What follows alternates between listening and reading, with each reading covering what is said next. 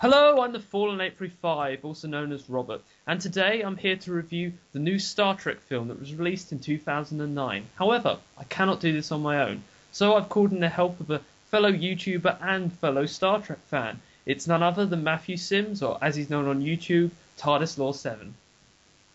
Hailing frequencies open. Hi. Oh, wow. That's an introduction and a half. That's just so cool. So, yeah, we're here to review the new Star Trek film. It's directed by J.J. Abrams and written by him too. Abrams, you mean? Abrams, whatever. Written by... You keep saying Abrahams, it's Abrams. Okay, Matt, okay. Written by Roberto Orco and Alex Kurtzman. And the story... Yes. A catalyst in the 24th century throws two ships back in time to the 23rd century, altering the course of history. With a different life where he never knew his father, James T. Kirk becomes a brilliant yet cynical misfit who finally convinced to join Starfleet by Captain Christopher Pike. 3 years later, Kirk, Vulcan First Officer Spock, and the young crew of the USS Enterprise, with guidance from Spock's future self, must figure out a way to work together to prevent one responsible for the death of Kirk's father, the future Romulan known as Nero, from destroying the Federation in a mad quest for vengeance. So, let's get into the good points first of all, because I know me and Matt differ entirely on this review. So, That's right. firstly, I thought the soundtrack was really good for the movie. Now, it was an update of the original, but it had new elements added to it in it, and especially with the credits, you have the original theme tune, but sort of revamped slightly. I don't know what you thought of it. Well, I thought the score within the film itself was pretty forgettable. I didn't notice it at all. I don't think it emotionally impacted me at all. Although I did like the sort of reworking of the theme tune. I thought that was quite good. To be fair. Because it's a bit like the the main theme from the original series, but then added with other elements of Star Trek, which I thought was good. I did like the credits sequence. I thought that was good. The end credits where they played the tune and they zoomed around the planets and everything. I thought that was quite good. And next, the big thing is the new starship designs. Now, you're probably going to hate this, Matt, but I'll let you go first, actually. Really? Yes. Oh, thanks. Let me just find the right point on here. It's all right. Yeah, I'm speaking directly from an empty classroom. That's pretty sad. It's okay, Matt. It's okay. It happens to us now and then. Oh, here we go. Well, basically, I thought the new Enterprise looks completely hideous. It's too big for a start. If you research it, you'll discover that the so-called reworked Enterprise, the Jar Jar Abrams Enterprise, is about, I believe it was 4 times the size of the original Enterprise, which makes no sense because I don't see how altering the timelines would inexplicably boost the size of the Enterprise by a factor of 4. But I would have to disagree with you there. See, it's roughly about the same size as the Enterprise, the refit Enterprise from Wrath of Khan and those sort of films. Is it? Yeah. I read somewhere that it was roughly the same length as the Enterprise D. Really? I don't think so, Matt, because the Enterprise D is huge in comparison. It's one of the biggest starships in the fleet that they have, not including certain other stars. Well, to be fair, I haven't directly researched this. I have a vague memory of reading somewhere that the Jar Jar Enterprise is a lot bigger than the original Enterprise. But anyway, and no, I just visually I thought it looked pretty crap, to be honest. Especially the nacelles. And the nacelles really irritate me. This is going to sound really geeky. To be honest, I think that they're too bulbous. They look cliched and science fictiony, and they look like swollen penises to me, really. That's charming, man. That is charming. That's just my sick mind, but that's what they resemble to me. I have to completely disagree with you there. The nacelles, if you look at them, specifically the front-facing part of the nacelles, if you look inside, they spin much like the original nacelles from the original series, because they span. Come on, that wasn't noticeable at all, except to the most die-hard Star Trek fan. Come on. Fine, but I have to disagree with most of the stuff you've just said about the design. I think it looks more realistic on the outside. You can see that, yes, maybe in the future we could have ships like that if we ever do venture into space, which I know we're talking about a film and a science fiction here, but I just felt it looked more, how shall I say this? more lifelike than the original series Enterprise, and it had more worn added to it. And the inside of the ship specifically looked more industrial slash Oh, the mechanic. interior. Yeah, I the do have a interior. few points about the interior. Should I Go into them ahead. now, or do you want to save it for later? Go ahead. Go ahead. Okay, well, I didn't like the interior either. I thought it looked too. It's going to sound silly, but I thought it looked, in contrast to what you said about it being more worn. I thought it looked too clean, too spotless, too bright as well. It Yep. was very harsh on the eyes, especially when combined with the overuse of lens flare, Yeah. which really gets irritating. And it looked like, I know people said this before, but it looked like an Apple iMac. It really did. It looked like a Mac Enterprise. It looked pretty awful. And what was the other thing? Oh, the Enterprise engine room. I know you said about how it looked more old-fashioned and steampunk and everything, but answer me this: why would a starship that runs on matter-antimatter reaction need pipes and tanks full of water? It's a coolant system. It may be a coolant Really? system. Then how come the coolant system is completely different? Say, for example, on the Enterprise D, when you see in First Because Contact, this is an earlier ship. the green acidic stuff. This is an earlier ship, Matt. This came So you- several hundred. It came about 30 years before Enterprise D. Yeah, but come on, even in the 23rd century, they're not going to use water as a coolant. We're already past that now. I do understand the point you're making there, and just to back up a bit, the lighting effects. I have to agree with you for once. I got that down as a bad point because, Okay. especially in the bridge, didn't you notice it was really bright at some point? Yeah, it kept overshining the characters' faces, and you couldn't see anything, and it was very irritating. It was, but not. I didn't think throughout the rest of the ship it was okay. Okay, it was just the bridge for some reason, which that could just be me. But this idea of having the inside looking like, as you said, more steampunkish. See, I like that because it shows that they are still progressing. This is a time in the Federation when, yes, it's not the first, but it's one of the first big starships to be made, which can have a high warp capacity. But yeah, they're still making it. They're still evolving. It hasn't become the Enterprise D time yet, where everything's like sparkling clean. You don't see anything behind it. I like the idea that. Even the original series Enterprise was I guess you could say steampunk. I mean, if you see the engine room in the original Enterprise, usually with Scotty, they had the metallic grids everywhere. The what's it called? I can't remember. But metallic grid surfaces. You know what I mean? Yeah. Steel gridding everywhere. No, I know what you mean. It's just Yeah. I just think that the engine room in the Jar Jar Enterprise, it looks more like a water processing factory than an engine room of a starship. There's a reason for that. I thought it looked silly. There is a reason for that. It's because they filmed it at a factory, probably. They probably filmed it at some water cooling plant in the middle of America. Maybe. Because if you look, it does look like they've just gone to a factory and filmed it. Which and actually, I remember seeing a screenshot of the film where someone pointed out that you can, if you look closely on one of the pipes in the film in the engine room, it's actually got a sticker on it with a barcode. Do they really use the barcode system in the future? Come on. Yeah, but that's just looking too into the film, Matt. Oh, I know. That is kind of a bit overly picky, I admit. That is. And I wanted to point that out, is all. See, I will go back to this argument of the different interiors based on the original series and the new film, because there is a way of trying to explain that, but it's on a different point later on, so we'll move on for a moment. Sorry, yeah, we probably shouldn't linger on that too. The weapons on the ships. Now, I am a fan of this because the phasers, they've been updated. They no longer just suddenly miraculously come out the phaser ring around the ship.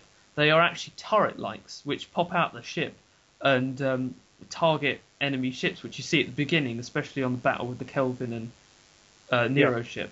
Now, I like that idea because, again, it shows they're still progressing. It shows these are some of the early designs they had for phasers, and yet they've still got a while to go before they get up to the standard of Next Generation era.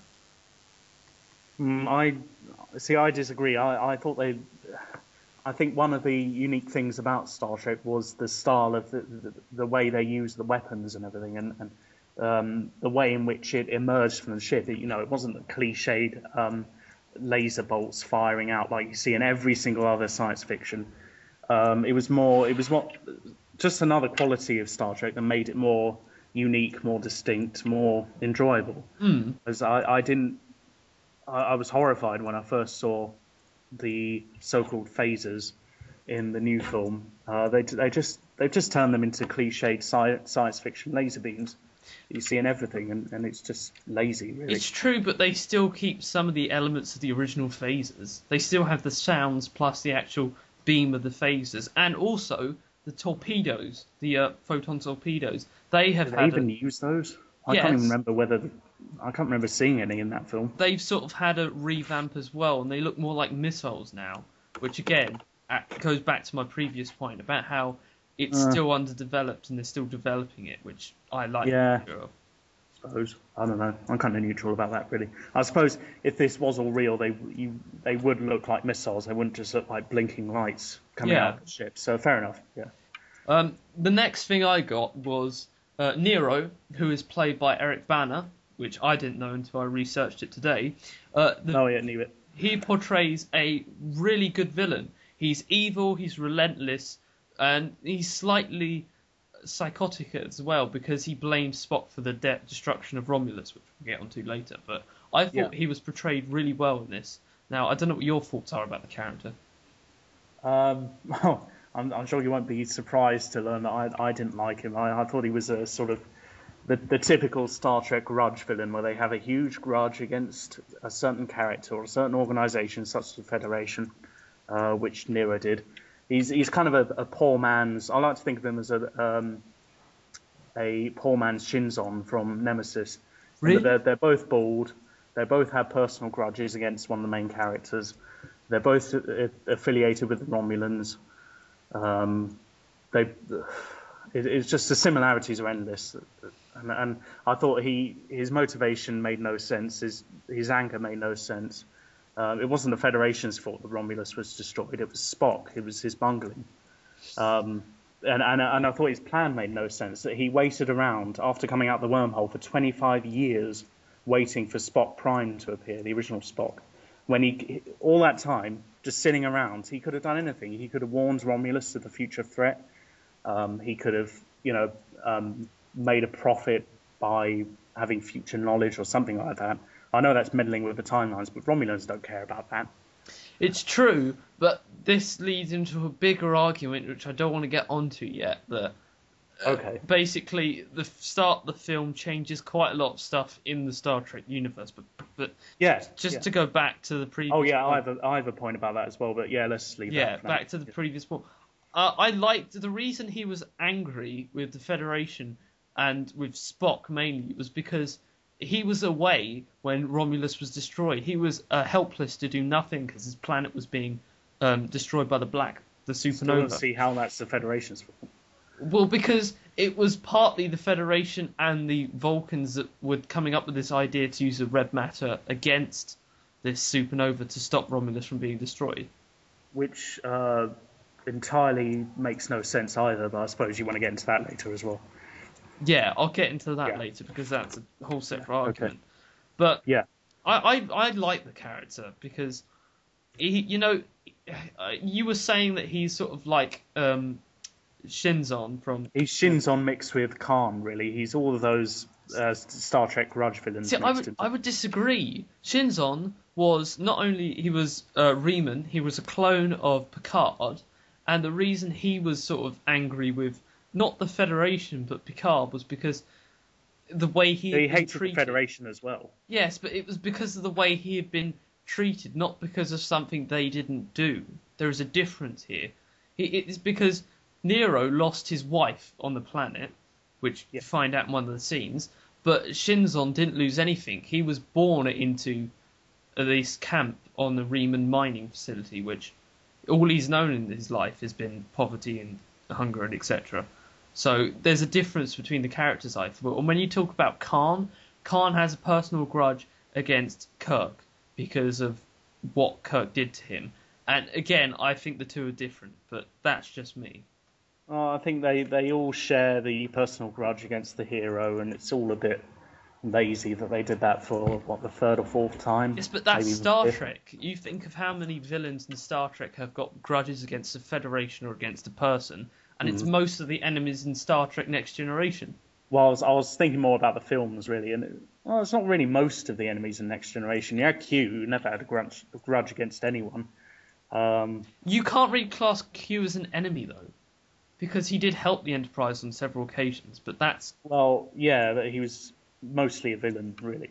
He was there to mess things up, and make people annoyed. But anyway. Anyway, moving on. The beginning bit, Kirk's father as a character. Now, I like the idea of using Kirk's father because it was a great way of introducing Kirk's background and the whole background to the film, really. Without that first 15-minute scene before you get the titles come up, you wouldn't have had a clue why certain stuff happens later on in the film. It was only because of that explanation that the whole of the rest of the film sort of panned out and you go, oh yeah, I understand, there's links there. And also, Kirk's father, we haven't really seen much of in any other Star Trek series. He appeared in a couple of episodes of the original series, but didn't really do a lot. And I feel this sort of gives him his moment of spotlight that we've never seen of the character. Okay. Well, to be honest, I didn't make any points about Kirk's father and all of that. So I'm not sure really. No, I didn't have any particular issue with the way Kirk's father was done. I suppose he was fine. He wasn't particularly memorable, Mm-hmm. It was okay, I guess. Okay, and we'll move on to Kirk because he's a huge character in this film. Oh He's yeah, played by Chris Pine, and another pretty boy actor. well, I think it suits the role because he's arrogant, yet he's a decisive man, which sort of portrays Kirk. But let's face it, William Shatner portrayed Kirk when he was into a good way into his career. That's when we first saw him. This is him at the very beginning. This is him when he's young and impulsive, yet he's got so many dreams and stuff like this. And I think the young actor plays him well. If they'd have got an older actor in, it wouldn't have suited the role. Yeah. What do you Well, I don't have a problem with the age of the actor. I mean, the age, yeah, it makes sense. I agree. In a purely personal way, that's quite biased to me. I just don't like actors like Chris Pine. He reminds me a lot of others like Taylor Lautner, Robert Pattinson, all of those actors who seem to be mainly successful because they have a legion of fangirls. Really. And I think it's the same with Zachary Quinto, who plays Spock. He's not as much, but still kind of a pretty boy actor. And I don't know, it's just a personal thing for me that those kind of actors get on my nerves. It's the same with pop stars who, like Justin Bieber, who are only successful not because they have talent, but because they have fangirls. I do agree with that last point, I have to say. But I see where you're coming from there. But yeah, I didn't think he was a particularly convincing actor. I didn't think he really suited Kirk very well. Really? And I didn't like this version of Kirk at all. I thought he was unlikable. I thought he was a douchebag. That's the point. And an unlikable thug. And he gets into fights in bars and shirks responsibility. He's nothing like the original Kirk. Well, that's the point, because it's showing him at a younger age than most of the Kirk we've seen before. And so everyone was like that at one stage in their life when they're young. Well, fine. Most people around about the 20s or maybe younger or teenage eras are irresponsible people. Oh, I get that point, and I know that the original Kirk always had a certain roguish quality in a similar sort of way. That he would be a bit of a womanizer and break the rules and everything, but he was never to that extent. He was never a thug. Yes, but that's because he was never a matured douchebag. as he was in Starfleet to the point where he's taking on the role of captain. So as his career in Starfleet has increased in rank, so his maturity. Well, I don't know much about this, but admittedly, but wasn't the young original Kirk sort of always said to be? Even then, he was quite responsible, quite sort of quiet, and you know, he. It's hard to explain, but No. wasn't he like that even when he was young? Yeah, no, I see where you're coming from. That is true, but then it goes into the argument that, well, the reason Kirk is a douchebag, as you said, the reason he's like this in the film is because of the first 15 minutes of the film, which we'll probably go back to several times in this review. No. That point, that event, is what caused him to be like that. In the normal universe, as I call it, that never happened. Kirk's father lived for a very long time, and we got to see him in his Starfleet career expand. In this universe, or alternative reality, that didn't happen, and that's the Well, I reason... guess that kind of it does kind of make sense in a way, and I can't believe I'm saying this, but that I know a lot of the other changes caused by the change in the timeline don't bullshit and don't make any sense in my opinion. But the fact that Kirk would be different because his father wasn't around, that does make sense, because you know, fathers, they're disciplinary figures. They keep their children in line, and without a father figure in his life, Exactly. it makes sense that Kirk would have grown up more rebellious and more wanting to fight back. You know. Exactly. Now, that sort of leads us on to the next point, which I saw you have got down. Now, because Kirk's father's died, we see next time we see him is when he's as a young boy. He's stealing a car, in Ohio, and this is when he gets caught by a cop who. Now, I'm not sure if this is right, but I would interpret him as a robot cop. He seemed to be, yeah. I basically said that it was a pointless, cliched sci-fi robot policeman on a hoverbike. It was just It was just Jar Jar using yet another sci-fi cliche when you don't need to in something like Star Trek, because Star Trek is so good it invents its own cliches. You don't need to use things like robotic policemen, laser beams, things like that. You don't need that because Star Trek is so iconic that it speaks for itself. That's true, but then I didn't really think of it as cliche. I thought it was a nod to other sci-fis. I thought that because it was especially a nod to RoboCop, which is the first thing I thought of. Yeah. And it weren't such a cliche. It weren't trying to be a RoboCop. It was just saying, oh, look, here's a little nod to another sci-fi. We're only seeing him for like a couple of minutes in this one scene. It's not like he's throughout the whole movie. Then what's the point of it? If it's never referenced again and you never see it again, and it's a homage, never see anything else like it, then what's the point? Because it's a homage. It's a nod to other series. It's recognition that there is other science fiction series out there which we appreciate.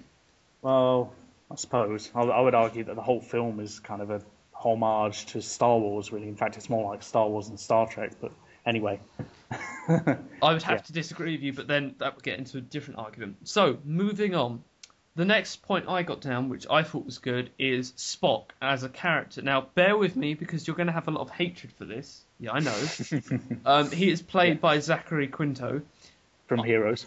I thought he was well portrayed because, and there is reasons for this, now, Spock has always been a child of two worlds. He's half human and he's half Vulcan. And in this, it really shows how he has to cope with him being half of each species, especially when it comes to his emotions.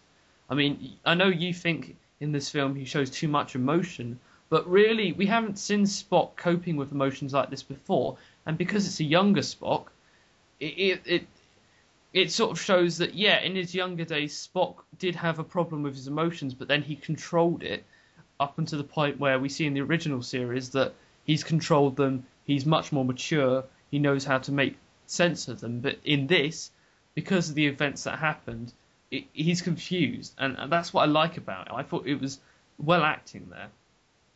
And you'll probably disagree completely.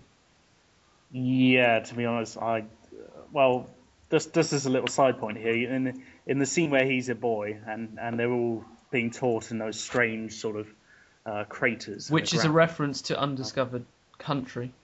Is it? I don't remember. No, not Undiscovered Country, Voyage Home. The bit where they're on Vulcan at the beginning.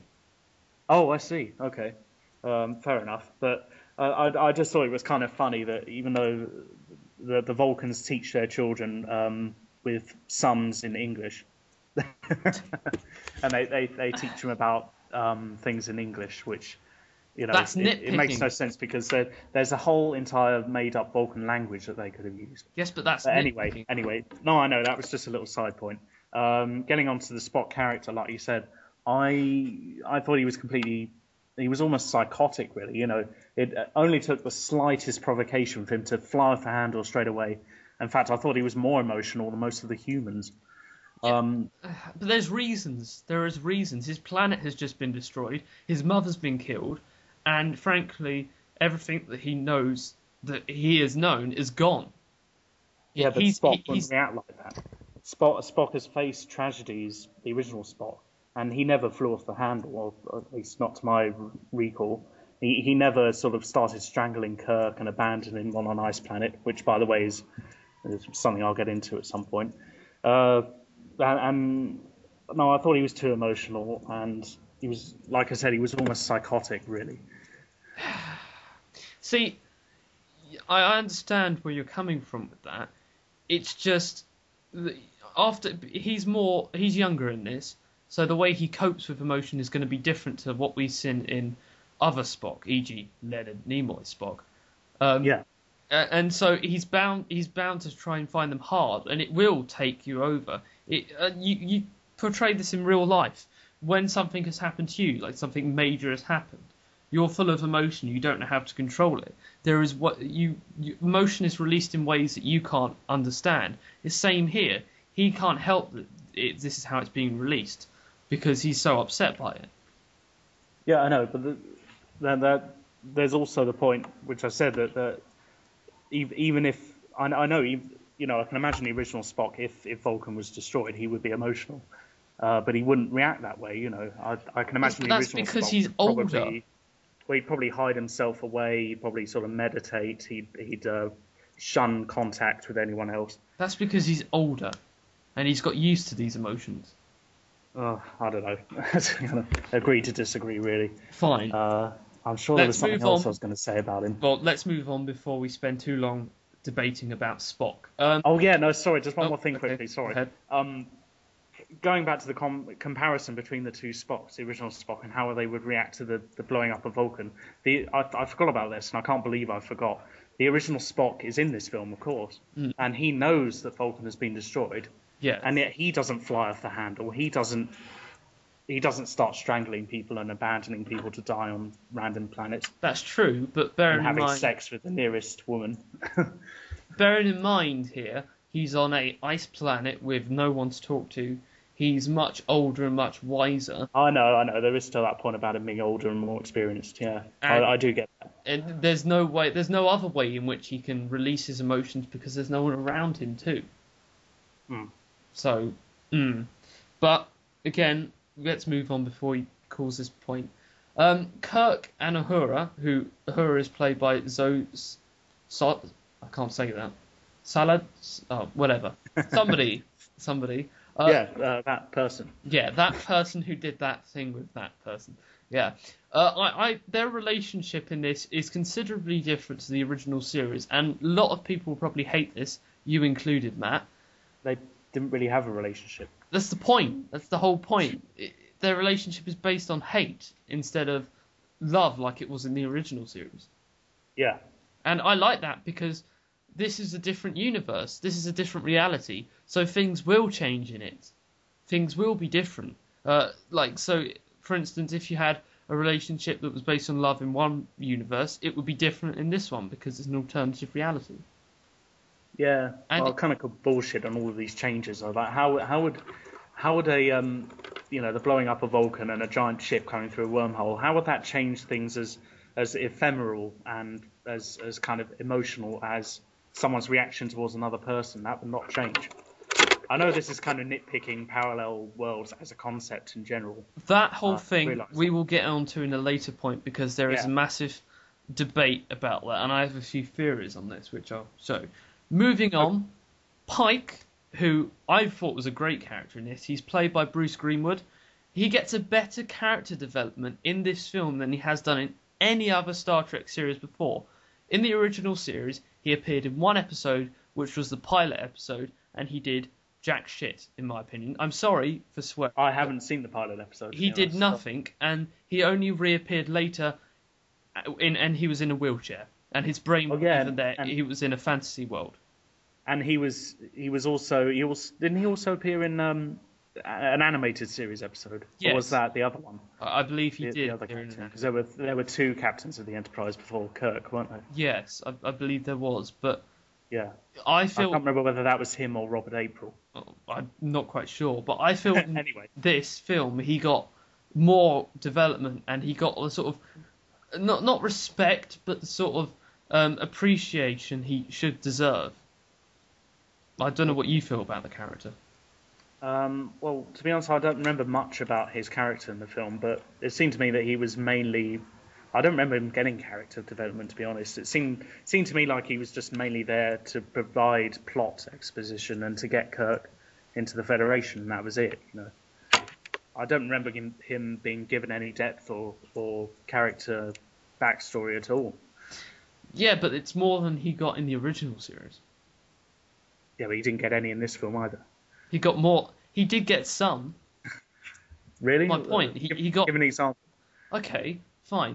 The conversation when Kirk and Pike first meet, and Pike is saying about how he served on doing some duty on the Kelvin, and how he knew his father, and the background to that, and how this affects how the whole bit with like your father saved a starship with these people. He was only. Oh yeah, the cliched conversation from the trailer. Yeah. Yes, well, that is character development, if I haven't seen any. I mean... Well, yeah, that's true. Kind of, yeah. So, Yeah, he was alright. Very well. I didn't have a problem with him. Okay, cool.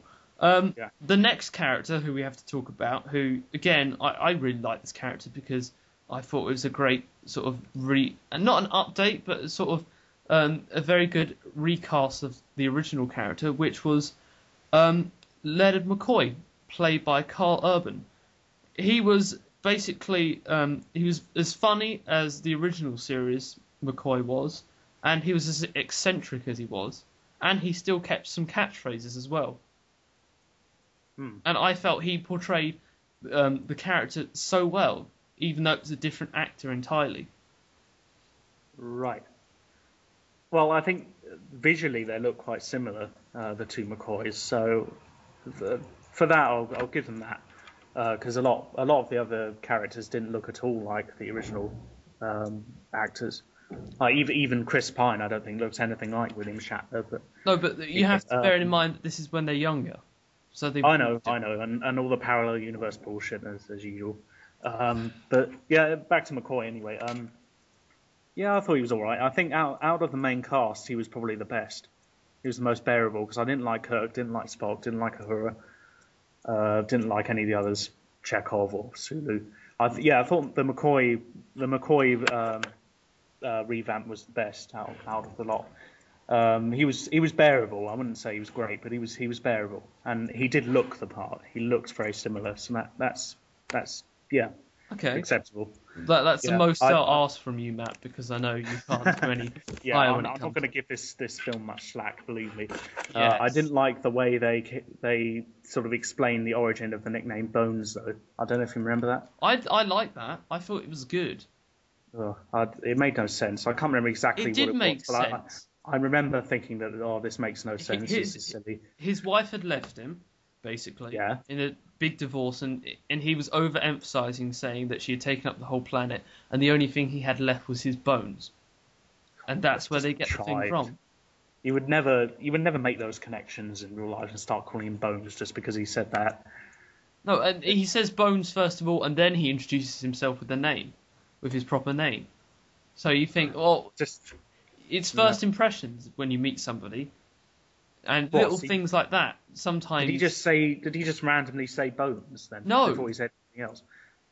No, he had this conversation and then he introduced himself. Oh, I see what you mean. No, I still think it was too contrived, a way of saying how he became to be known as Bones.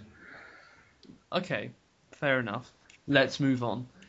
Yeah. The Kobayashi Maru, which is a reference Oh, yeah. and a huge nod to the original storyline of the normal universe.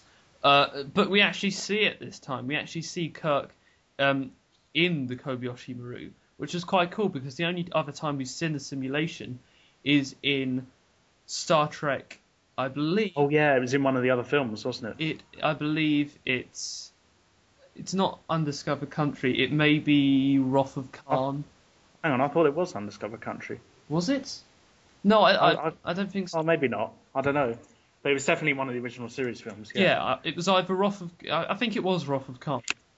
Yeah, because that's how one of them begins, isn't it? With them in the simulation, and you think it's all real, and then they're about to get blown up, and then it all ends, and the lights go up, and Kirk appears. Yeah, exactly. Something like that. No, yeah. I really like this because again, it keeps the foundations of what was set up in the original series, but still has the new sort of element to it. I liked it, especially the fact that we actually see what's happening outside. Because when we saw it originally, all it was just a couple of pictures of skeletons of ships, but in this you actually see like CGI of ships outside, which I quite like.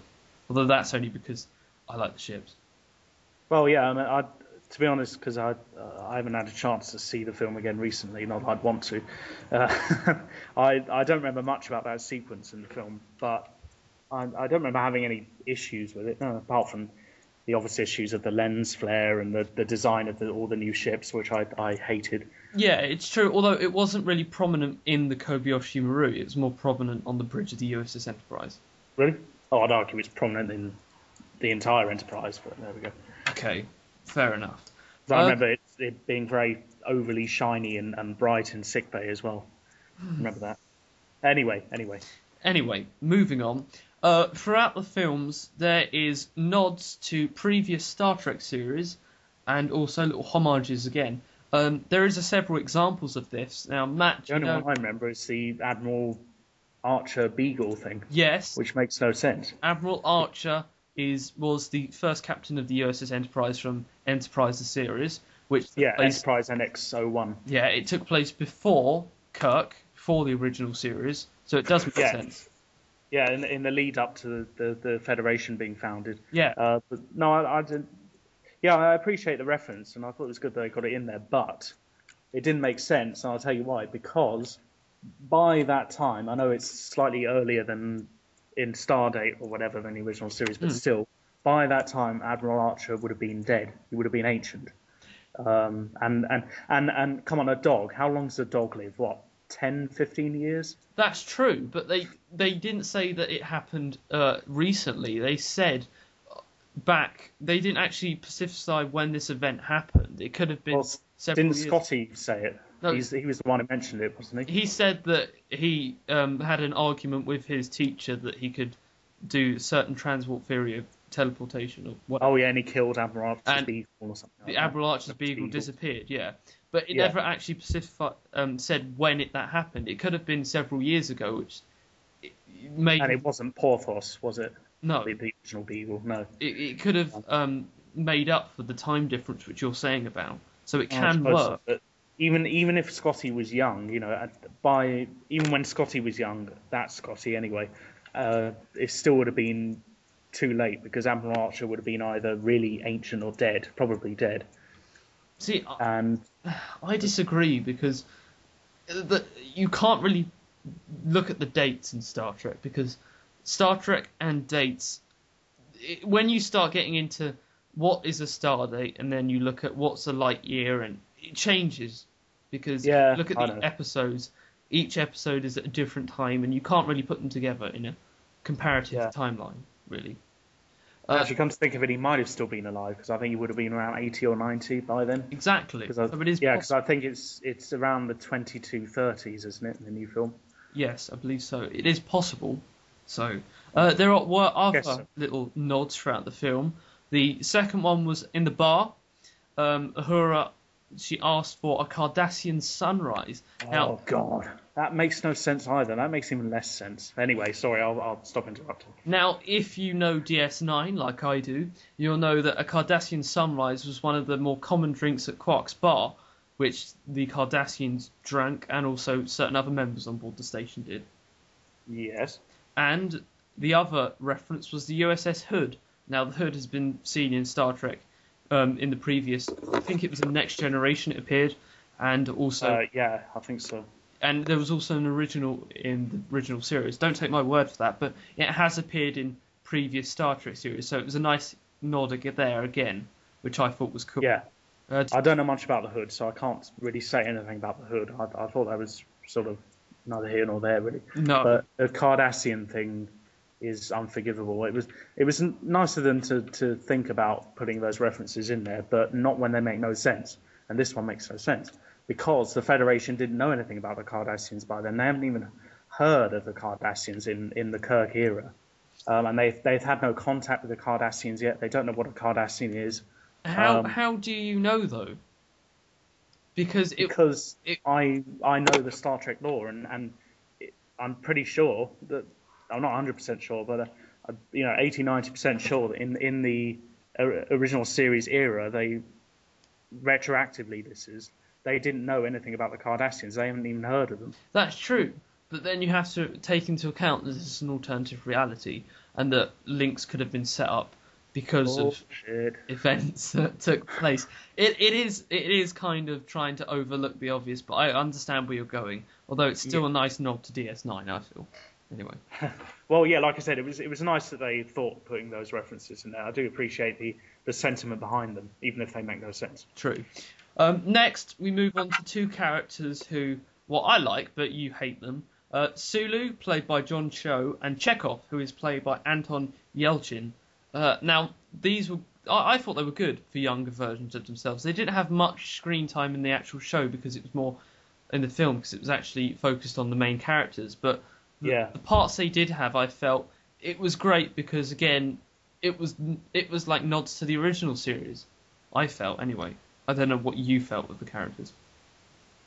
Well, I mean, the new Sulu was pretty forgettable. And he was sort of average. I mean, the actor's nationality was completely wrong for Sulu. I remember reading that somewhere that the actor is Korean. Yes, but or something like that, and thingy, what's his face, George Takei, either Chinese or Japanese, either one. I know that's a kind of a nitpick, but that's all I can say about Sulu. As for Chekhov, he really overdid the Russian accent. It was really cliched, and his hair was all wrong. I know it's again kind of nitpicky, but it did bother me a bit.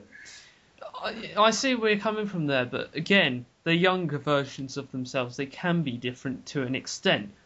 But also, back to the Sulu, it doesn't really matter what sort of nationality he is, as long as he's Asian. I do admit that that's kind of nitpicky. Yeah. Because you do get actors with different nationalities playing the characters.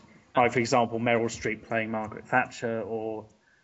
wasn't there something else recently where a British actor played an American, the opposite? Well, that happens a lot in the film industry. Yeah. So fair enough. I'm not going to go harp on about that. True. Another little hint before we move on is the fact that Sulu did use a sword, which again is another reference. On that silly skydiving scene to the drill.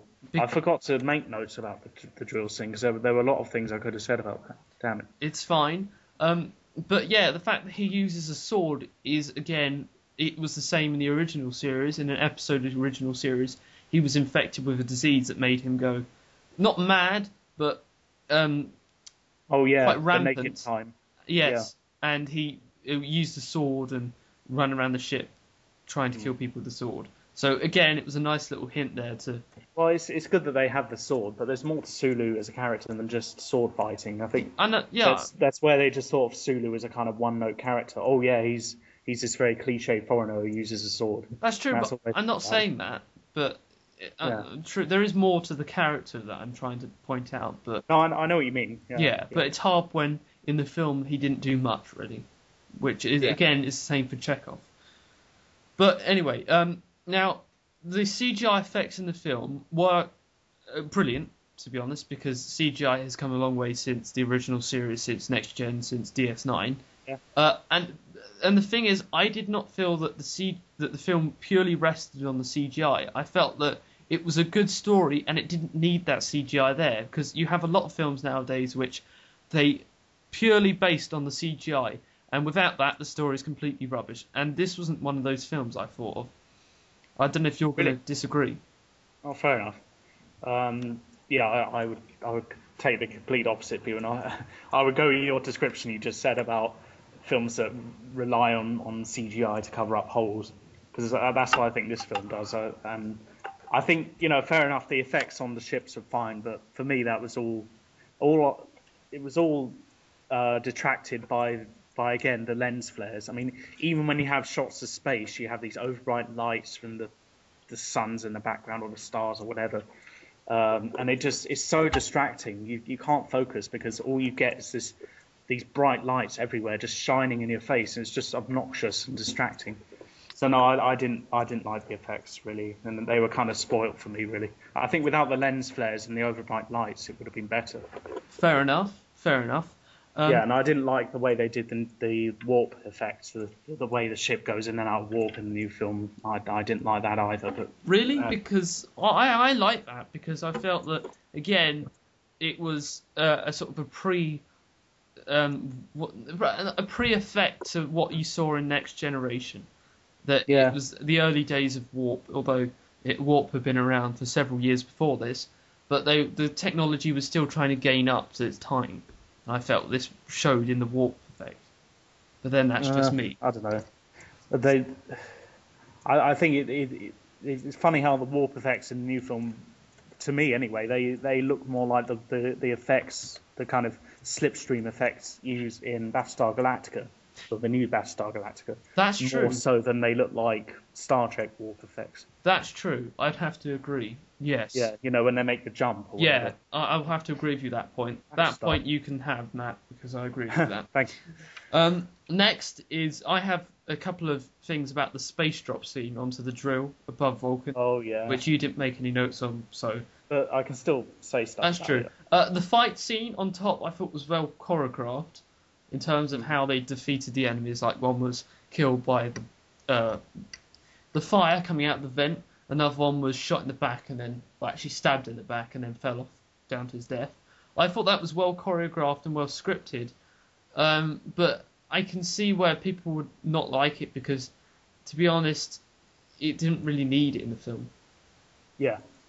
Which I thought it was an excuse to have an action scene in there that didn't involve laser beams and spaceships to sort of save on money a bit, and. Oh, what was the other thing? Oh yeah, they would have burnt up in the atmosphere when they were skydiving all that way, because didn't they dive all the way from space? No, they were in low orbit. Oh right, well, either way, they would have probably started burning by the time they got to the level of the drill. Well, which raises a point about the drill. Why would the Romulans need a drill in the first place? Because when they have it's a mining ship. Yeah, but come on, what do? They lower it. Don't they lower it into the atmosphere or something, and then it fires a beam from there? What's the point of that? They lower the drill into the atmosphere to create the hole into the core of the planet, and then they eject the red matter into the core of the planet and cause a black hole to basically consume Vulcan from the inside. Yeah, I call bullshit again. Sorry, but you see in all the different, well, not all of them, but in a lot of the different Star Trek episodes and the various different series, you see starships. Federation starships and other starships using their phasers from orbit onto a planet, and they're very powerful, and they can create massive explosions and destroy things on the surface of the planet from space. So that being said, especially with this gigantic futuristic mining ship, why would they need to lower a sissy little laser thing into the atmosphere? Why not just fire a phaser beam from space? Well, that's true, but then that goes into the next point about the whole destruction of Vulcan, and which it's sort of become. I understand what you're trying to say here. It's just, if you think about it, if they're trying to mine in space, let's just take it off planet for a moment and say they're mining in an asteroid field. Yeah. Phasers wouldn't really work because you have many moving rocks and you have to pick the ones that have the actual raw mineral inside. So a drill, in effect, especially if it's a large asteroid, would work better. but I can see where it wouldn't work on a planet. Well, I don't see how the drill would be any more precise than a phaser, really. In a way, a phaser would be more precise because they're aimed very precisely by the ship's computers. It's true, but then you also think about it. They have been in this new universe for 25 years, so they could have modified the drill to be able to do that. If you think about it, beforehand, the drill could have just been attached to the ship, and it could have been used like a phaser, as you said. I suppose I'd like to think that they would have been doing something for all those years, rather than just sitting around next to the black hole waiting for Spock. They could have, they could have been modifying the drill so that it can go into orbit of planets. Which again, that took them 25 years just to do that. Well, no, of course they're doing other stuff, but we'll get onto that later. And so, and now the destruction of Vulcan itself and the effects on the film. Now, that was one of the huge things that I came out the cinema going, wow, that was what happened there. Vulcan's been destroyed. How can that be possible? It's only when you watch the film back a couple of times do you realise how that's possible, and it sort of ties in with this whole effect of this being an alternative reality and etc. etc. But just focusing on the destruction of the planet for a moment, I mean, what did you feel it was necessary for the film, or did you feel that the film shouldn't have had it and they should have just kept Vulcan as it is? Well, I suppose in terms of it being an alternate reality, I suppose things do have to be different. I don't think it was entirely necessary to blow up Vulcan, especially in the first film, because I think in terms of writing, they kind of crippled themselves when they did that, because the Vulcans are one of the main races in Star Trek, so to just kill most of them off in the first film is a bit, purely in terms of writing, it doesn't really make sense. Fair enough if you're going to do that in a future film, but to do it in the first of a new series makes no sense. That's true, but then at the end of the film, they say that they're establishing a Vulcan colony. And oh yeah, how convenient. How many Vulcans are there left? About 200 or something? If you did hear, there's about, a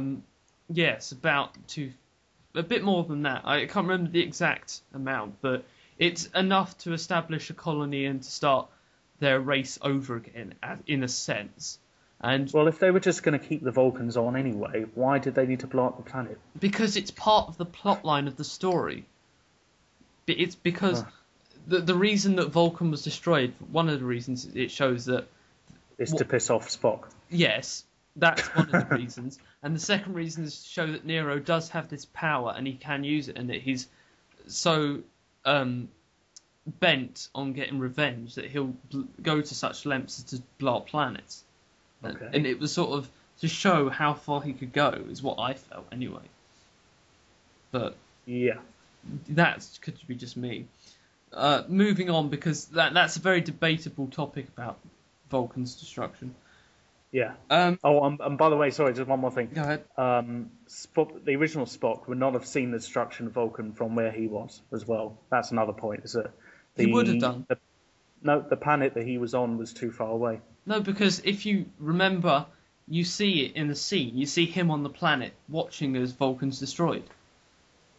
Yeah, and he sees it in the sky, and it's about the same size as a moon. Yes, but then if you remember, when they escape from... as the Enterprise is pulling away from Vulcan as it's being destroyed, they don't enter warp. They're still at impulse power. It's only after they eject Kirk to the ice planet do they go into warp. So technically it could still be in the same solar system. Well, maybe, I don't know. It's just something that I read on the internet that people are pointing out. I don't know how accurate that is. Sorry, I just thought I'd get that out there. No, that's fair enough. On to the next point, the new transporter effects. Now, I like them because they're a redesign of the original, and they still have some of the original sounds. If you listen carefully in the film, you still got the original transporter noise from the original series, which I thought was good, but I can see how some people wouldn't like them because of the weird curly effects in them. Swirly, yeah, I didn't like them. I didn't really see the point in changing the transporter effect. They could have just had an updated version of the original effect, or even used the kind of blue lights from Rick Berman's Star Trek series. And I think the whole swirly effect was pointless, and it looked silly. It looked like a Tasmanian devil when he's in tornado mode. That's true. Yeah, I see where you're getting from, and it would have been good if they had have used, say, the next generation effects, such as the blue light, that sort of effect. It would have been good, but I can see why they would update it, because if in a film you've updated everything but you still keep some aspects the same, you've got a film that doesn't really work together. So they need. Well, I'm not saying they should have just literally copied and pasted the original transporter effect from the original series. They could have.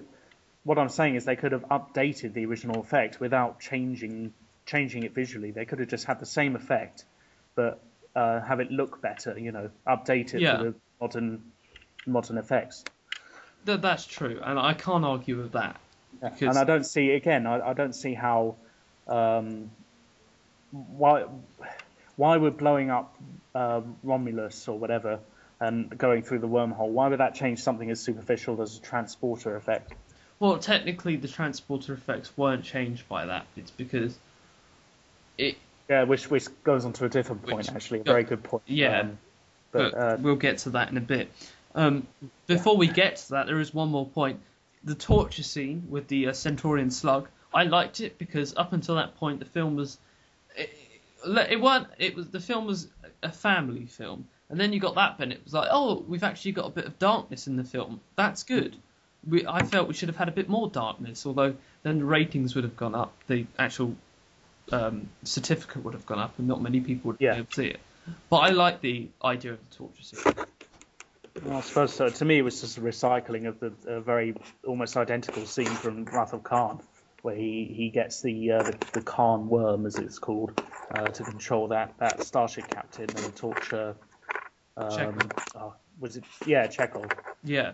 Yeah, it was just a recycling of that scene. It's kind of lazy, really. Yeah, I see the similarities again, but I just felt without that, the film would have been just all happy. They needed something like that to make it go a bit, oh, that's quite dark and sinister. Because otherwise it would have just been a film that the whole family can watch, and it would have been happy all the way through. Well, not really, because there were a lot of action and people getting killed and stuff. It's true, but you have to add a dark element to a film. A good film is made up of different elements coming together in one cohesive story, and you need an element of darkness in so anyway, even if it's just one scene, you need it to make the film sort of go along, to make the film be more appealing to different people. Okay. Sense. Yeah. So, now the big idea of this film is the fact that it's set in an alternative reality. Oh, good. Here we go. And I want you to go first, Matt, because do you think? Yeah, because you have more expressions and views on this than I do. Okay, thanks. The main thing I was going to say is that the main thing that I was going to point out was that even before Romulus was destroyed or whatever, and the mining ship came through, things were already different, because you see the ship. What was the name of the ship? Was it the Kelvin? Yes. Yeah. I can't believe I forgot that. It's all right. You see the Kelvin from the outside and the inside, and things are already different. The uniforms are different. The design, the style of the ship is different. It's obviously in the style of the new Enterprise. And you know, I think it's very suspicious how even before the event that creates seemingly creates the parallel universe happens, things are already different. And I would kind of point to that as a sign that even the so-called original Spock in this film was not the true Spock. I would almost argue that he didn't come from another reality. He just came from the future of that reality. This is all completely separate from real Star Trek. Which is why I say it's not Star Trek at all. See, I would have to disagree completely, and I have reasons for this. Now, what you were saying as before the Nero ship came through the lightning storm, as we call it, you say that the Kelvin was different. Well, that's true, but and others are different already as well. It's true, but we have never really seen that period in between Enterprise Archer's Enterprise and Kirk's Enterprise, so we don't know what they look like. For all we know, that could have been what the ship looked like. They could have been the uniforms, but then they changed it afterwards. However, because of this ship coming through, because of the Kelvin being destroyed, because of these events playing into this reality, timeline changes, and so that they kept the uniform. I know it's being a bit trying to fill in the gaps here, but it works in a way. Well, I can understand that maybe the ships would have looked different, but at the same time, the nacelles, especially, they were the same bulging penis-like things, and the nacelles were never like that in the original Star Trek universe. They never even remotely like that, and also the phaser beams were never lasers in the original Star Trek universe. So if they were already using laser beams, I would say that things were already different. And That's it was already true, but if you overlook that fact, if you overlook the fact of the Kelvin's design and the weapons for that scene, go back a bit. Now you say that Spock, the older Spock, or Prime Spock as we would know him, isn't from the proper Star Trek universe. He's from this universe's future. Yeah, I'd say that would be a good theory for kind of if someone wanting to separate this new film from the continuity completely of the original Star Trek universe. Now, anyway, go on. Sorry. Disagree. The main reason for this is because if you have ever played Star Trek Online, which is the Star Trek MMO that came out several years ago and is still going relatively popular now, the introduction to that, it's voiced over by Leonard Nimoy, who's Spock, and it's basically telling his story about how he got trapped in the alternative universe which the new film is set in, and how before that, in the normal universe, what events was happening. So they do lead on to each other. Oh, no, they didn't. They do. Didn't connect the new film to Star Trek Online. They don't connect it to Star Trek Online. They're saying that's a completely different universe than this one, but the Spock the old Spock that you see in the new film is from the proper universe. Well, because I know he was supposed to be, and he probably is, but I like to, the way I kind of like to see it to shut out all the horror because it's just too much. For me, is to just say, he was always the parallel Spock, and he's just from the future.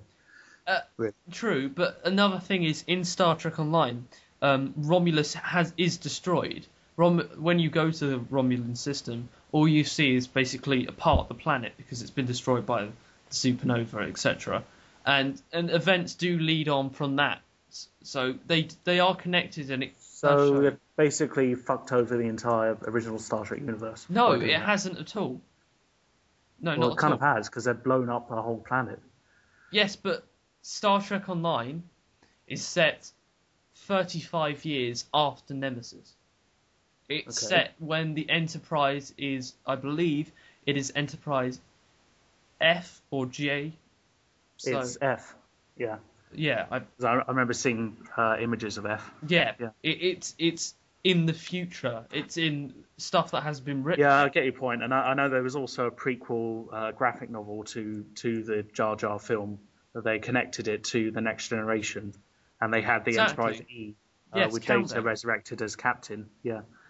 So, which I think is a cool idea, but I resist any attempts by people to connect the two universes. Fair enough. And I don't think they belong together. I'm pretty horrified by what I've just heard about Star Trek Online. I think I might give that a miss now altogether. No, I will have to try and persuade you otherwise, but save that for later. They've linked it. They've linked it to the Jar Jar verse. All is lost. They haven't linked it exactly. They mention the universe for about a sentence, and that's it. Yeah, but they've blown up Romulus, so that's linking it as well. Yeah, that's true, but as I said, it's set in the future, so it works. They still have all the other connections to Next Generation, to Voyager, to Deep Space Nine, to the original series in Star Trek Online. But again, we're going off topic. Let's get back onto the review. Normal Spock, who is played by, or Prime Spock, who is played by Leonard Nimoy, I thought he was a great guest appearance, and his character is vital to the story. If we just forget about the whole debate we've had about where he comes from, he is a crucial character in the story. Without his sort of what he did in the future, none of this would have happened. You wouldn't have had a film. So without him, the film wouldn't have worked. Hmm. I Okay. don't know what you feel. I kind of, well, firstly, I kind of thought Leonard Nimoy kind of sold out by being in it, really, when none of the other original actors wanted to have anything to do with it, especially William Shatner. But I thought they made the original Spock quite honestly incompetent in the new film, because it was his, like I said before, his bungling that destroyed Romulus, and by then, he's what, 200 years old or roundabouts. He should have known. He didn't seem to know the basics of science and how these things work, how black holes work, how supernovas work. Even the most basic scientist knows that if you have a planet that relies on the sun and you destroy that sun and turn it into a black hole, you're not going to save that planet. You're going to doom that planet even faster. That's true. It's a ridiculous plan, and it just makes the original Spock look incompetent, because he made mistakes that destroyed an entire race and an entire planet. That's true, but then everyone's calculations goes wrong. Even mathematical geniuses have errors in their work sometimes. Yeah, but to make a mistake that big, he must have been going senile. Spock has lived for a very long time, and if you look at the time span that part of the film is set in, he should be dead, really. He shouldn't be alive then, but he is, which is mean he's lived for a long time. Maybe he is not going senile, but maybe his lack of judgment is slowly degrading at this point. And it's clearly degraded enough for him to blow up an entire planet. Well, the point is, he wasn't there when it happened, and that's what his mistake was. So you just have to accept that. Well, I just think it's a huge gaping mistake that, like I said, even the most basic scientist could have avoided, and it just makes him look incompetent and makes him unlikable. Fair enough. I'm not going to argue anymore with you, man. Which is a shame, because Spock is this hugely admired, Star Trek legend, and to make him this incompetent, bumbling idiot who blows up Romulus, it just kind of ruins his character, really. Okay. Anyway. There is one character who we haven't talked about much, and it's Scotty, who is played by none other than Simon Pegg, who... Oh, yes. I think it works amazingly well. Simon Pegg does get off a good Scotty, not impression, but role. I think he does well. So he has quite a few memorable lines in the film, and he has that eccentricity about him, the sort of the comedy about him that the original had, but he's just got more of it, in my opinion. Well, I thought he was slightly more bearable than Kirk and Spock and Uhura, but at the same time I thought he was a bit too extreme. He was more like a sort of parody of Scotty than a version of Scotty. I think he was trying too hard, or they were trying too hard to make him funny, and it kind of it changed him from a proper character into just a kind of comedy relief, one-note character, really. Fair enough. Yeah, which is a shame, because I usually like Simon Pegg. He's great, but I didn't like him in this film. That's true, but again, you have to bear in mind that Scotty here is slightly younger than he was in the original series, and so he's bound to be a bit more eccentric than he was, and a bit more over the top than he was in the original series. But I still thought he was too different. He was a parody of Scotty, really. Okay, fair enough. And that brings to an end all the good points that I have. Have you got any more good points that we haven't touched on? Well, my singular good point was I actually liked the new uniforms, believe it or not. I thought they looked more plausible. They looked a lot more military and more hard-wearing than the original series uniforms, which always reminded me of pajamas. Yeah, it's true, and it's the fact that they've kept the colours of the original series. Yeah, that's nice. Right. They kept the colour scheme, which was good, which was a relief, really. It was. Yeah, I did like the uniforms. I thought the uniforms were better, but that was my only good point. That's fair enough. Now moving on to the bad, although I think Matt has said most of his bad already. Well, don't hold your breath. There's a lot more. Okay, fair enough. I'll try not to go on for too long. We've talked about the lighting effect already. The Kirk's father, I'm going back to this character again, who was played by Chris Hemsworth. He should have been in it for longer, even though he was in it for like the first 15 minutes. He should have had a bit more prominence in the story, although it does make the point of why Kirk is like he is, because he has no father. But I just feel he should have appeared, he should have done more than die in a starship ploughing into Nero's ship. So, Okay. I don't know what you feel about that. Well, as I say, I'm pretty neutral towards Kurt Strathern in this film. He wasn't particularly memorable, but I didn't dislike him either. It was just kind of, he was there and then he wasn't. Really, he was just there to set about the plot. Yeah, that's the point. Set the plot in motion, and that's all I really thought of him, really. That's the point. He should have done more than just be there for a plot point, in my opinion. But hey ho. The next bad point I had was Uhura's and Spock's relationship. Now, this was one of the points in the film which I thought, why have you done this? Spock has a lack of emotion, or at least he should have at some points. Like, just in some points in this film where he should have emotion, he doesn't. Yet Uhura has a caring nature, and these two personas clash, and you wouldn't really think of them as having a relationship, in my opinion. And I just don't like the fact that they've sort of changed the status quo of it. I don't know how you feel. I think that the whole relationship between Spock and Uhura in the new film was a bit contrived. I just think they kind of thought, well, it was sort of, if anything, it was Kirk and Uhura in the original series, so how can we change that? And we'll just need to have her with a different character instead. Yeah, and to be honest, I thought it seemed like Spock was just using her for sex, really, that he didn't really care about her, and it just, he was upset, he needed comfort, he needed sympathy sex, which is what she provided, because Uhura, I think, as a character in this new film, was downgraded, really, from this kind of intelligent role model for women to a sort of brainless bimbo sex doll, really. Yes, but that never happened, did it? It never happened in the film. What do you mean? Spock and her never had anything going on. Yeah, they did. All they did was kiss several times, and that was it. I'm sure they went off and had sex, didn't they? No, they didn't, Matt. This is your imagination running away with yourself. I don't even maybe know. they didn't, but she was still a kind of brain sex doll, really, and he was still kind of the point still stands is that Spock didn't really seem to care about her at all. He was just using her for comfort after he was upset because his planet was destroyed. I agree with you on that point, but not about the point previous to that. Yeah. Next, the chase through the ice on the planet, which I don't know the name of, with the giant creature. Although it was fun and action-packed, it was pointless to the storyline. We didn't really need it.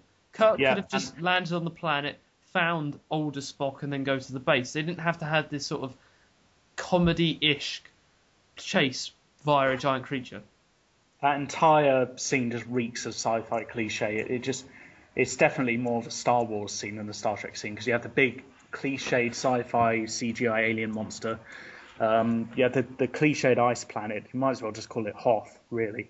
And the whole scene was cliched. It was just completely derogatory from other science fictions. It added nothing new.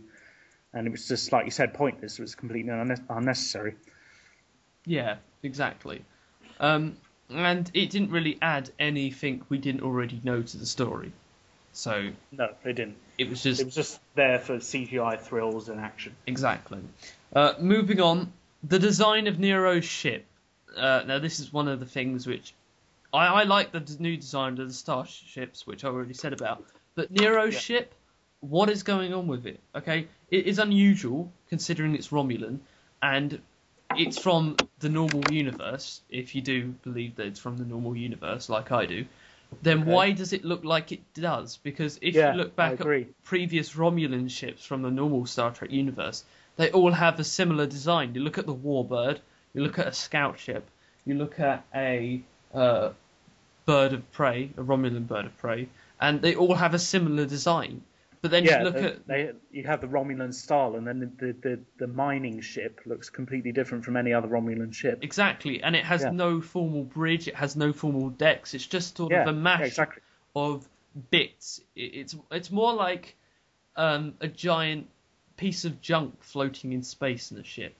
Yeah, I would argue it's more like a Borg ship, if anything, because it looked very Borgish, and just like a Borg ship, like you said, it had no structure to it. Yeah, that's true. It could have been an assimilated ship, which that would have worked quite well, actually. But yeah, I think there's some kind of unofficial fiction out there where they explain how Nero got the ship, and it was kind of upgraded with Borg technology or something like that.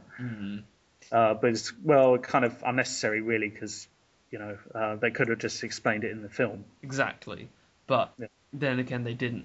But also, when the ship goes to warp, it has this weird effect, like it's supposed to belong in that universe, even though it's from the normal universe.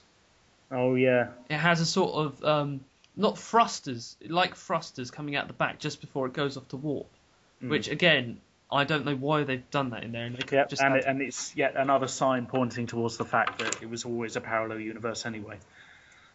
I would have to disagree there, but yeah, let's not go back into that whole argument. So the next point, the last point I have about the bad is Nero's death. Now I feel it could have been a bit more dramatic, although we saw the ship basically being destroyed by the black hole, and Nero sort of shouting no, or that I'll never help you, and then it sort of cuts out to the exterior of the ship where we see it blow up and sort of crumble away. But he should have had more depth. I feel if, say, one of the inside pieces of like metal from inside the ship stabbed through him at the last minute or something like that, it would have been a bit more dramatic and a bit more way to end his life. Yeah, it's a typical science fiction villain's end. He just gets blown up in his ship. Yeah, it's very overused. And go back to the ship itself. Sorry, this is a point I forgot to make. Go ahead. Is that why would a mining ship of all things be the most the biggest and most powerful ship in the universe? That is as it seems to be true. Yeah. Yeah. You think if anything, it would be a sort of a military ship that would be the biggest and the most powerful. Why would you outfit a mining ship? Why would a mining ship be so huge? Why would a mining ship have all these weapons and everything? It just makes no sense, really. Although you can sort of get by the weapon part of that, saying that, well, because he upgraded it. Because he's been upgraded it because he's been in this universe for 25 years. But it still doesn't explain the size of the ship. The ship has always been that size, and it's ridiculous because you compare the size of the ship to the size of a warbird, and they're roughly about the same. And a warbird is actually slightly smaller, which is ridiculous because I thought that the mining ship in the new film was pretty much bigger than any other Star Trek ship. Yeah, that had ever been. Except a because it was enormous. Except a Borg cube, because that's it was huge. Yeah, wasn't it roughly about the same size as a Borg cube? I would say a Borg cube is slightly bigger. Just by a little bit, but yeah. Maybe. Yeah. So, this fact that why it's so big, I do agree with you. They should have had it smaller, maybe the same size as the Enterprise. Then it would have been a bit more of a match. The Enterprise would have been a bit more of a match of it, but they still managed to destroy it somehow. So, yeah. That is all the bad points I have. Is there anything else you'd like to add before we end? End for good, you mean? Yes. Well, I've got some more stuff. Yeah, let me just have a look. Oh, yeah, going back to the beginning scene, I was going back a bit. Go ahead. I thought the Nokia product placement in the young Kirk's car when he was driving around, you see him tapping on a Nokia screen or something. I thought that was very in-your-face product placement. And why would a future without money need companies like Nokia in the first place? They wouldn't exist. That's true, but then I didn't really notice this because... Really? Yeah. It was huge. It they had a very close camera close-up of the big Nokia symbol on the screen. See, I was more concentrating on the fact that he was stealing a car and driving it very fast. I know. Than looking at a screen of a phone, to be honest. It was blatant product placement, and I thought it was very lazy, and it made no sense in terms of the plot.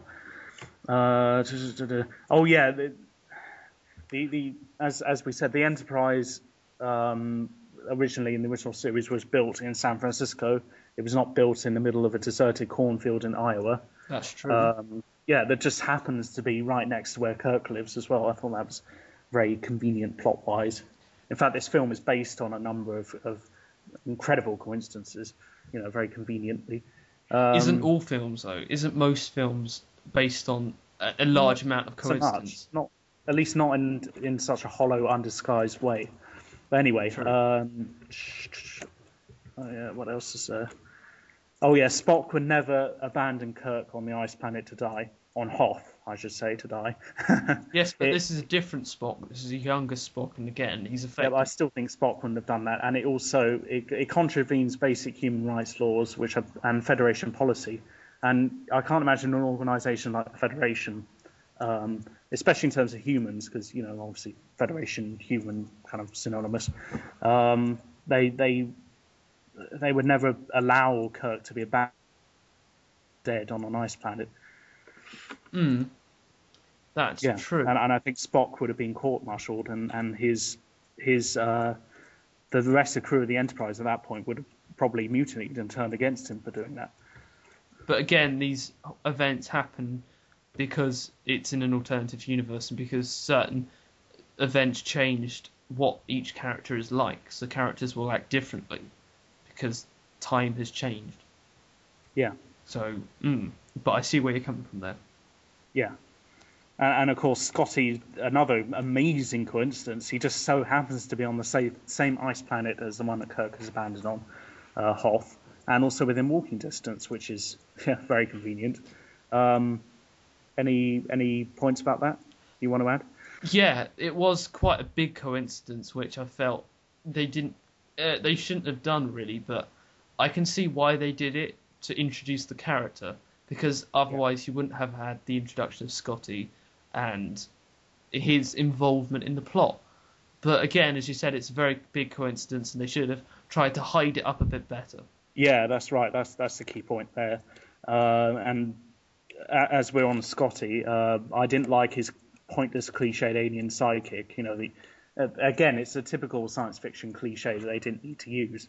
Where you have the eccentric genius hiding away with his little alien sidekick. I get so sick of these little sidekicks in all these films, and you don't need something like that in Star Trek. It's true, but the Federation isn't just made up of humans. It's made up of No, many I know. worlds with many aliens on, all peacefully working together to make the universe a better place. That's the idea.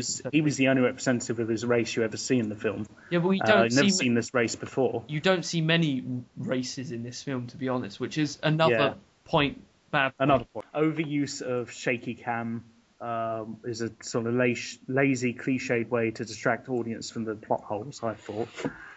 And it's a typical action movie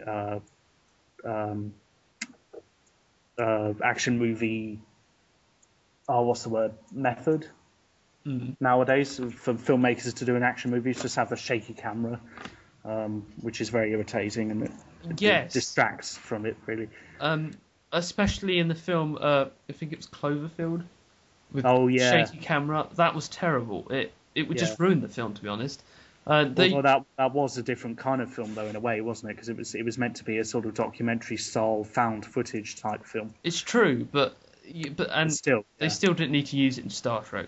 Yeah, especially since Star Trek is not the same kind of film as Cloverfield, so why would they need to use the same shaky camera effects? Yeah, exactly. So is that all you have? Hold on. Oh, the red matter. I know we kind of mentioned red matter already, but I thought it was an incredibly convenient plot device. It was never explained or even thought through properly. It was just this kind of nondescript, cheesy cliche of sci-fi that you get this magical matter that just has whatever properties you need it to have for the plot, really. And it's never explained at all. Oh, yeah, and the scene with Kirk's swollen hands was pointless, and it was an unnecessary comedy scene. True, but then if you didn't have any comedy in the film, again, it wouldn't be a successful film. As I said before, you need different elements into a film. And the film did have different comedy, and the other comedy tied in better with the plot, whereas this was just completely unnecessary. That's true. Although it does explain how he managed to get onto the Enterprise, because Yeah, but it was a they could- medical emergency. the main couple of things I don't like about this film is that the philosophical moral undertones in the previous Star Trek series, it was all sacrificed for mindless action and CGI effects. And also, I thought that Kirk's extremely rapid promotion to captain throughout the film was unrealistic, illogical, and completely unjustified. Anyway, sorry, I'll leave it there. Fair enough. So overall, what would you give the film as a rating? Out of 10, Yes. I would give it a 1 out of sheer generosity, just for being, like I said, if it was a science fiction film standalone without anything to do with Star Trek, I would have kind of enjoyed it. Fair enough. The way it kind of shits all over Star Trek, it brings the score down a heck of a lot. So yeah, 1. It's fair enough. I would have to go completely against what you just said. I like the fact that they've revamped Star Trek. I feel if we didn't have this film, then we would have just had another many years of nothing on TV or on film with Star Trek. I mean, there is sort of a hint that we may get a new Star Trek series coming up in the next several years, but I feel if we hadn't have had these films, it would have just been another long period with nothing showing in terms of Star Trek, nothing new. So we needed this in a way. However, I do understand that when most people watch this film, they don't take in everything to do with the film. They think that it's still in the normal universe, and they're wondering how can certain things happen. And it's because people don't watch the film properly. It's because they don't take into account what's actually happening. They don't listen to the details, is how they get the wrong impression of the film, which makes this film have a lot of haters. I'm not one of these haters. I really like the new film, so I will have to give it probably a 9 out of 10. And the reason I don't give it a 10 out of 10 is just because it's a revamp and it's not a continuation. I would have given it a 10 out of 10 if it was placed after Nemesis. If we had gotten a film that was another Next Generation tie-in film, or a Picard tie-in film that took place after Nemesis and showed what happened to the Federation, etc., I would have liked it more. But having saying that, I do like the fact that they've gone back to the original series and redone it in a way that's still good and entertaining. So that's my score. So, You have been listening to our review of Star Trek film that was released in 2009. We hope you've enjoyed it. We hope we haven't rambled too much, and we hope we haven't wasted your time. I hope you've enjoyed this and taken into account the views and opinions that we have said. Please note that this is just our personal opinions of the film, and it shouldn't be taken in any sort of harsh way. So, and if I may say so, I'd just like to add one final thing. In the words of Spoonie, the best thing you can hope for is to die before you see everything you once took comfort in and inspiration from corrupted and turned into shit, like Star Trek and Doctor Who. So yeah, that's my final point. Fair enough. I've Fallen 835. This has been TARDIS Law 7. We hope you've enjoyed this review, and we will see you next time for another review of sorts. Goodbye. Farewell.